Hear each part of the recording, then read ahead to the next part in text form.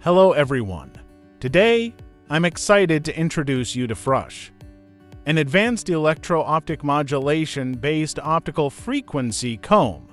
In the setup, the black device in the center is Frush, with the signal generator on the left and the seed laser on top.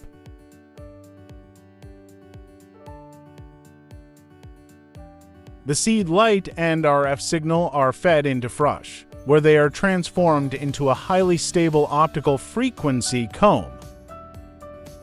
The output is measured with an optical spectrum analyzer. Right now, we only see the seed light's single spectral peak. Let's activate Frush and generate the comb.